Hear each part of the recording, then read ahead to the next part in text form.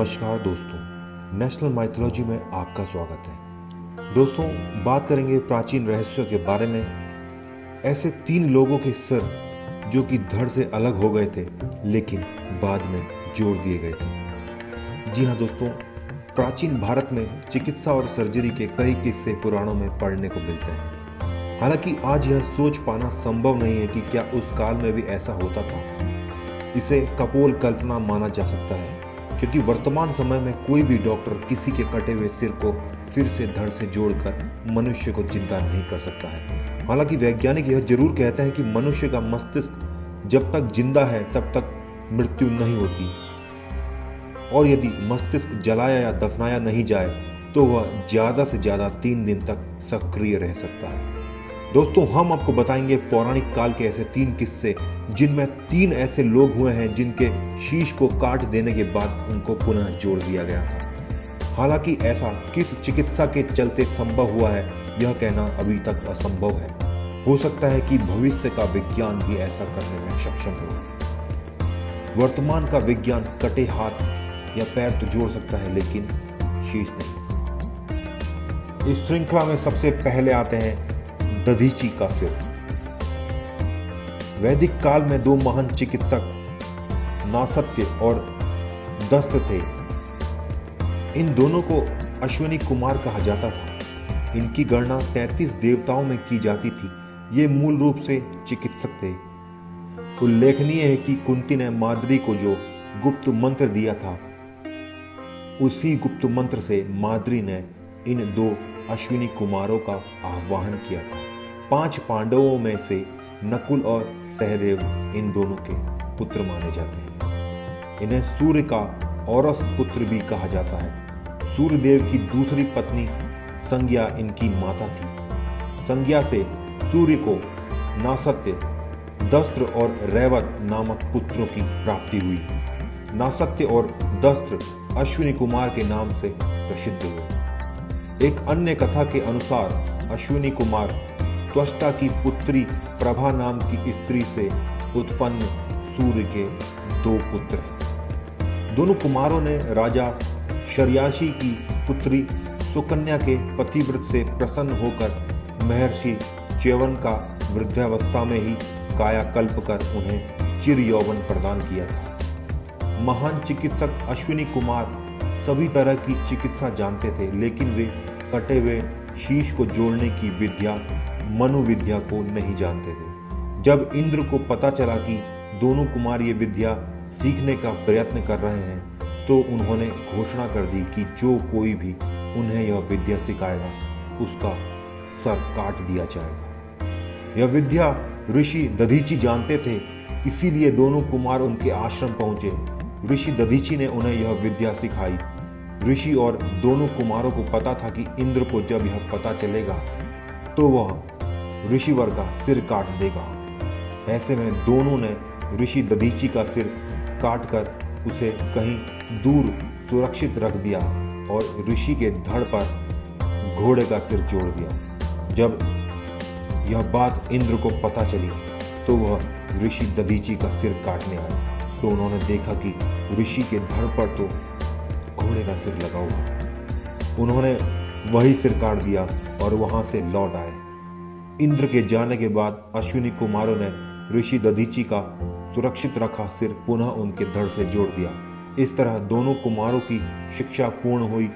अश्विनी कुमार चिकित्सक के अलावा खगोल और भूगोल के विज्ञान के भी ज्ञाता थे। वे सदा आसमान में विचरण करते रहते थे। कहते हैं कि बरमूडा ट्रायंगल का निर्माण भी इन दोनों अश्विनी कुमारों ने किया था। इसी कहानी में अगला किस्सा है दक्ष के सिर का। दक्ष प्रजापति की पुत्री सती ने महादेव से विवाह किया था, जो कि दक्ष को मंजूर नहीं था। एक बार सती और शिव कैलाश पर्वत पर बैठे हुए परस्पर वार्तालाप कर रहे थे कि उसी समय आकाश मार्ग से कई विमान कनखल की ओर जाते हुए दिखाई पड़े। सती ने उन विमानों को देखकर भगवान शिव से पूछा, प्रभु, ये सभी विमान किसके हैं और कहाँ जा रहे हैं? भगवान शंकर ने उत्तर दिया, आपके पिता यक्ष ने किसी बड़े यज्ञ का आयोजन किया है। समस्त देवता और देवांगनाएं इन विमानों में बैठकर उसी यज्ञ में सम्मिलित होने के लिए जा रहे हैं। यह सुनकर सती भी वहां चलने की जिद करने लगी। यह जानते हुए भी उनके पति और उनको यज्ञ में नहीं बुलाया गया है। लेकिन सती सोच रही थी कि मुझे मेरे पिता के यहाँ जाने के लिए किसी निमंत्रण की जरूरत नहीं है, और फिर वहाँ मेरी बहनें भी आई होंगी। मन ही मन सती विचारों से भर गई। फिर वे अकेले ही वहाँ जाने का हठ करने लगी। उनकी इच्छा देखकर भगवान शिव ने पीहर जाने की अनुमति दे दी। उनकी इच्छा देखकर भगवान शिव ने उन्हें वहां जाने की अनुमति दे दी। उनके साथ अपना एक गण भी साथ में भेज दिया। उस गण का नाम वीरभद्र था। सती वीरभद्र के साथ अपने पिता के घर गई। राजा दक्ष ने अपनी पुत्री सती को आता देख उसकी उपेक्षा की।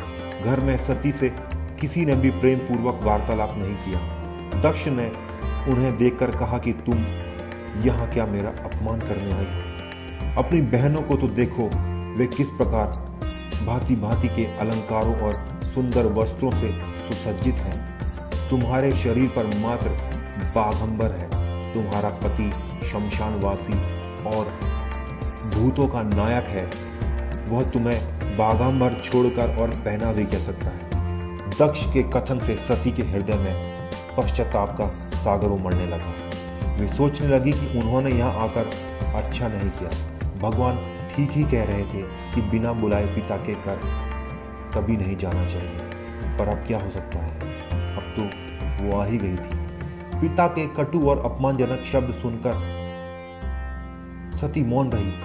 लेकिन जब यज्ञ में सभी देवताओं की आहुतियां दी गई परंतु शिव के नाम की नहीं दी गई, तब सती क्रोध में लाल हो गई। वे भगवान शिव का भाग न देखकर अपने पिता से बोली, पितृश्रेष्ठ, यज्ञ में तो सबके भाग दिखाई पड़ रहे हैं किंतु कैलाशपति का भाग नहीं है। आपने उनका भाग क्यों नहीं रखा? दक्ष ने गर्व से उत्तर दिया कि मैं तुम्हारे पति शिव को देवता नहीं समझता।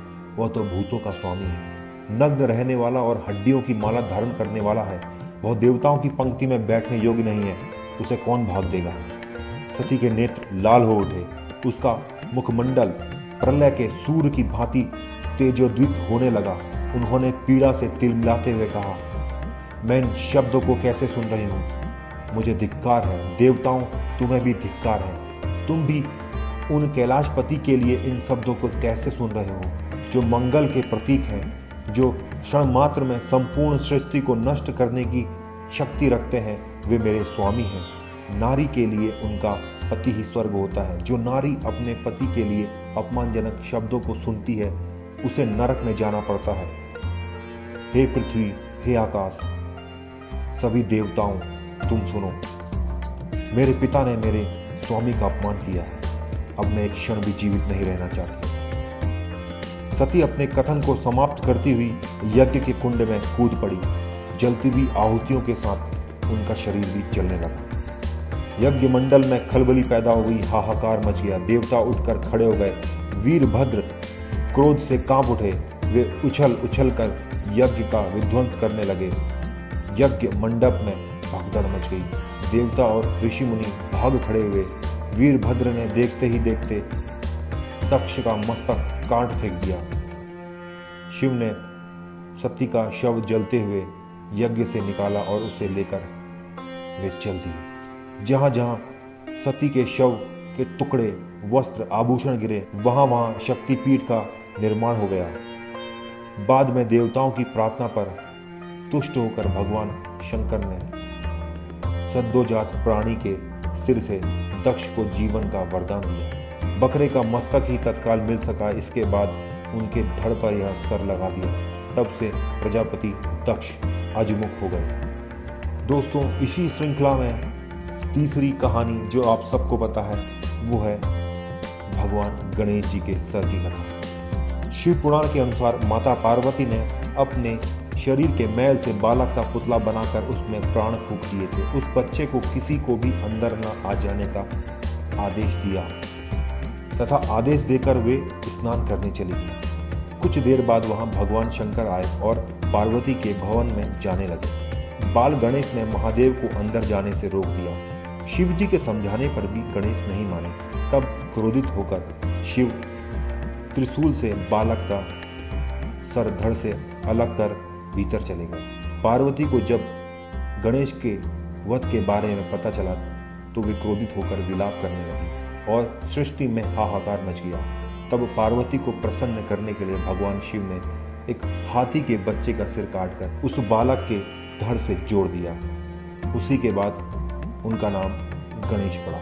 तो दोस्तों, ये थी ऐसी 3 कथाएं जिनसे ये स्पष्ट हो जाता है कि पुराणों की वह चिकित्सा अद्भुत और अद्वितीय थी। आज का विज्ञान इसकी बराबरी तो नहीं कर सका है, लेकिन शायद भविष्य में ये संभव हो जाए। दोस्तों, आज की वीडियो में बस इतना ही।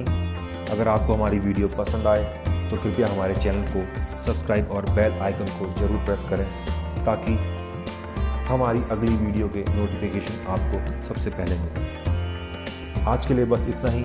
मिलते हैं बहुत जल्दी अगली एक इंटरेस्टिंग वीडियो के साथ। तब तक के लिए नमस्कार।